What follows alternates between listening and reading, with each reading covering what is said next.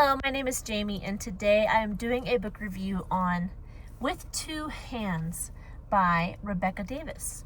These are stories of God at work in Ethiopia. So this book is not actually a story that starts at one point and goes in a linear line and then ends.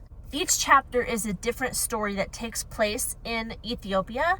It does have some of the same characters, but it's not a linear story. These are true stories that happened to people in Ethiopia, how they came to know Christ, and the missionaries that preached the gospel to them or were there to answer questions when God directed them to the missionaries. So I don't want to tell you the story because I want you to read the book for yourself. But let me give you an idea of some of the stories that you'll encounter in this book. Looks like there's 18 chapters, so 18 separate stories. Okay, chapter 2 is called Never Heard of Jesus, and it is about the main missionary this book talks about. His name is Dick McClellan. The chapter 2, Never Heard of Jesus, is his story of how he heard about Jesus. It says that he and his sisters were just at home, and these two missionary ladies came to the door and invited them to kind of like a Sunday school. It was a get-together that they were having, and they were teaching the kids about Jesus, and Dick's mom said, yeah, you can go. So he did, and when he heard about Jesus, it was like nothing he'd ever heard of before. And right there, he wanted to know more. And I think it said that when he came back is when he gave his life to Christ. This book doesn't recount his life or his journey to Ethiopia or how he met the people.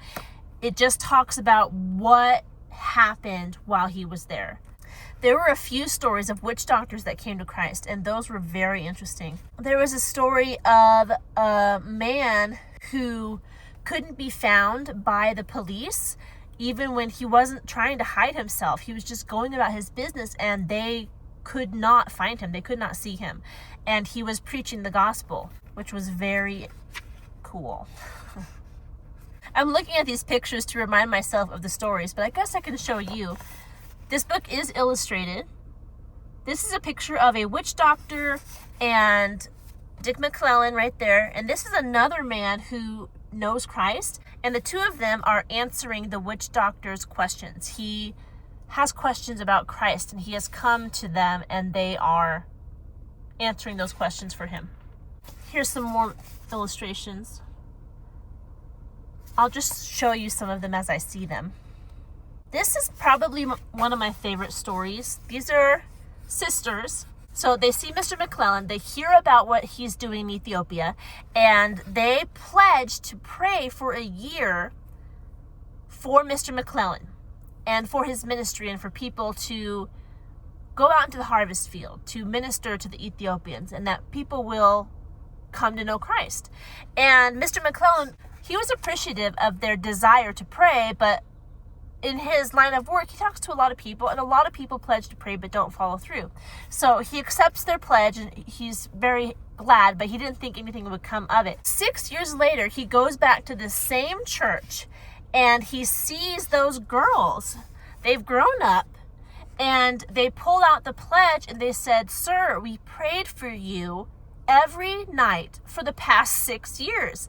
And the specific area that they were praying for saw a lot of growth in the church and in the ministry. So Mr. McClellan was very grateful, surprised that they had kept to what they said, and you can see the fruit of their prayers, which was really cool. So just like that, there are lots of stories. Like I said, 18.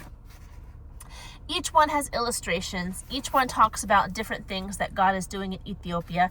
And it is just a very beneficial book. And the cool thing about it is not difficult. It's not a difficult read. I would say fourth grade, tentatively. Fourth grade reading level. But you can see the words.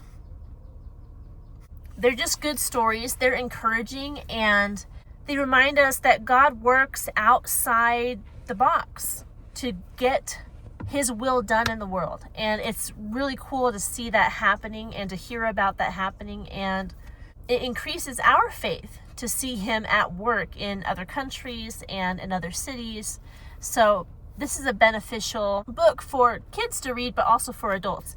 It's part of the Hidden Heroes series. This is book 1. I think there's 6 of them, and they're all by Rebecca Davis. That's all I can tell you about the series right now. I want to say each book is a different country, but it might be each book follows a different missionary. I'm not sure. I just know the books talk about God's work around the world. So if you want to look into the Hidden Heroes series, that could be a good thing to read to see other things that God is doing around the world. Real quick, while I'm thinking about it, there are 161 pages of stories. And then at the back here, there's a Thinking Further section. Questions about each chapter if you want to have discussions about what you read, if you're reading it with a group or with your kids. And this book was published in 2010. So there you go. Also, while I was flipping through other books in the Hidden Heroes series, there are 6. I believe this is the second Hidden Heroes book that I have read, but it's been a long time since I read the other one, so I'm not quite sure. But they're called With Two Hands. The second one is The Good News Must Go Out. That's the other one I read. 3 is Witness Men. 4 is Return of the White Book. 5 is Lights in a Dark Place. And 6 is Living Water in the Desert. So really cool. Good series. I think you should look into it. That's all I have for you today. I hope you're doing well. If you have any questions about this book, leave them down in the comment section below. If you want to see more content like this video, subscribe to this channel, and I will talk to you in our next one. Goodbye.